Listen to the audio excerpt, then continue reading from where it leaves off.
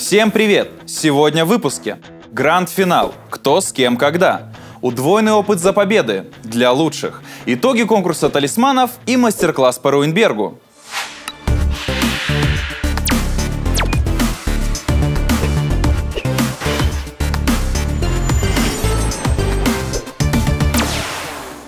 До гранд-финала остались считанные дни, и уже известны результаты жеребьевки. В основной сетке разместились команды, ставшие лучшими в своем регионе. Еще 2 свободных места займут победители групповой части. Расписание матчей также известно. Поболеть за наших можно будет уже 4 апреля в 14 часов 15 минут по Москве. Команды из СНГ, кстати, попали в разные группы, так что у них есть все шансы забраться на самый верх. Ну а для простых игроков гранд-финал ознаменовался еще и игровой акцией «Верим в команду». Скидки на технику, бонусы к опыту и серебру в командном бою, в общем, все, что надо. Подробности на портале, а ссылка внизу. Пока команды заканчивают последние приготовления и набираются сил перед началом матчей, мы с вами можем познакомиться с участниками финалов поближе. На нашем киберспортивном канале выходит целая серия видеороликов о командах из разных регионов. Уже сейчас можно посмотреть, как живут и играют в Гонконге, США, Корее и Польше, а совсем скоро мы познакомимся с одной из команд СНГ. Кроме того, вас ждут видео по итогам каждого игрового дня. Не пропустите! И в завершении темы гранд-финалов самое приятное. Команды-призеры турнира принесут активным игрокам своего региона удвоенный опыт за все победы. И чем лучше выступила команда, тем дольше будет действовать бонус. За первое место, например, положено целых 3 дня неснимаемого X2. Так что теперь даже у самых черствых танкистов появится повод поддержать наших ребят на турнире. В Golden League неспокойное межсезонье. LoL Team 2 заняты поисками достойного игрока в свободный слот, а команда Saint совершенно неожиданно осталась без капитана. Так что теперь турнирное будущее бывших Zeus под большим вопросом. Пожелаем обеим командам удачи в поисках своего идеального состава. На сайте Virtus.pro опубликована очередная статья цикла «Основы 7.42». На этот раз нам расскажут, в каких турнирах проще всего участвовать как новичкам, так и профессионалам. Кстати, открыта регистрация на очередной этап национальных кубков. Самое время попробовать свои силы.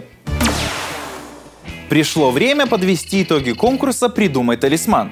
Магистры карандаша и мастера фотошопа сошлись в нешуточной схватке. Выбор был нелегким, но победа все-таки досталась танкистке с ником Масик Колбасик и ее пиковому бультерьеру. Эффектная и интересная работа, которая к тому же будет отлично смотреться на одежде, не оставила нас равнодушными. Команда Aces, как мы и обещали, получит футболки с таким талисманом, а победительница еще и 5000 золота в придачу. Еще 10 тысяч поделят авторы золотого снаряда для Нави и загадочной механической конструкции для нот. И, наконец, приз зрительских симпатий, а заодно и 2500 золота мы решили отдать автору этого джина для команды A-Gaming. Мы-то с вами знаем, что такое у ребят уже есть. И на этом у меня все. Дальше вас ждет мастер-класс по Руинбергу от Левши. Ну а мы после гранд-финала возьмем небольшой перерыв. Не скучайте, еще увидимся!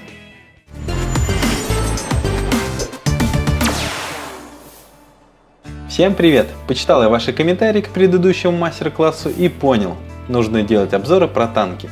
Но перед тем, как переходить к турнирной технике, в ближайших 2 мастер-классах я расскажу вам про такую карту, как Руинберг. Надеюсь, вам понравится. На Руинберге с верхнего респа в формате 7.42 выгоднее всего занимать мини-город. При таком первоначальном разъезде вы можете контролировать как 6-ю линию, так и линию F. Какие плюсы при занятии именно этих позиций в начале боя?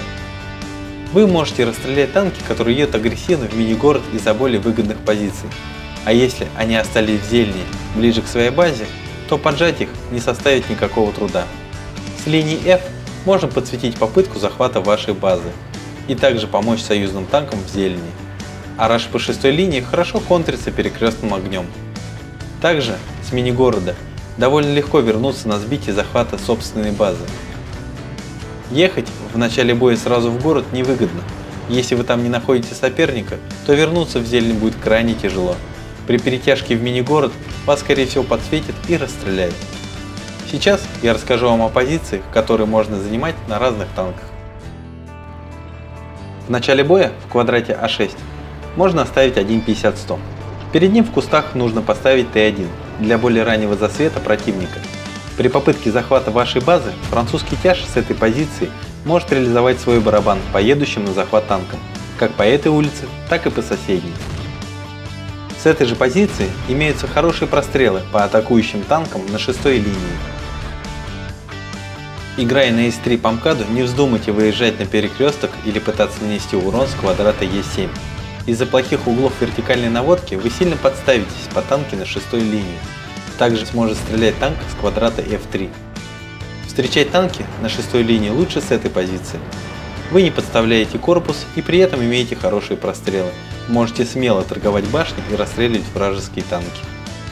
Если вы светите и контролите выезд в квадрате F3, то в начале боя на Т-69 можно выйти по 7 или 8 линии и нанести урон по переезжающим в мини-город танкам. В случае, если вы не светите квадрат F3, так выезжать нельзя. Просвечивать зелень в начале боя на 1390 можно таким образом. Заезжать лучше всего слева от дома. Этот дом сможет прикрыть вас в случае, если противник поедет по 6 или 7 линии. С этого куста можно засветить танки, едущие вдоль красной линии. После того, как они попали в засвет, вы дожидаетесь, когда ваши сокомандники занимают позиции на перекрестке в Е0 и благополучно минусуете вражескую технику. Перестреливаясь в мини-городе, не забывайте про прострелы между домами.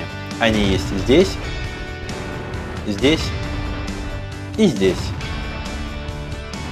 При попытке занять квадрат К0 сначала зацельте туда всеми танками и только после этого запускайте 1390 по нулевой линии. Если там кто-то засветится, то вы его быстро отправите в ангар. С этого подъема вы простреливаете едущие танки по нулевой и по 8 линии. А еще вы легко контрите атаку вражеской команды по МКАДу. Если на зелени никого нет, то лучше спуститься вниз и зацелить 3-ю линию, прячась за насыпью. При выходе танка с F3 вы первым нанесете урон. С этой позиции в засвет попадут танки, едущие по 2-й линии. А вот если вся команда противника поедет по 1-й линии, то отсюда вы их не сможете просветить. Засветить танки по 1-й линии можно отсюда, но это небезопасно. Эта позиция уязвима, если вражеские танки выйдут по 3-й линии. Теперь немного поговорим про позиции для Т1. Эта позиция очень опасна. Обычно туда посылают Т1, чтобы получить раннюю инфу по 3-й линии. Если соперник выезжает неосторожно, то он обязательно попадет в засвет.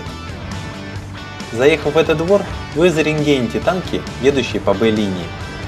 Также можно встать на насыпь, и вы будете светить проезд в квадрате С3.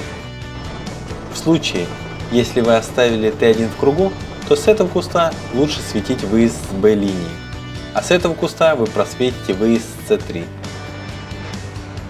Не забывайте, что все эти позиции и разъезды для формата 7.42, и не надо оставлять комментарии в стиле «я эти позиции в рандоме на арте шатал».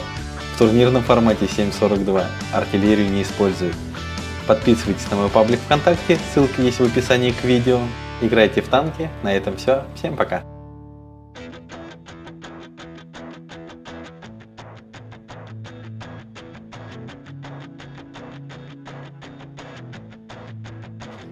Всем привет!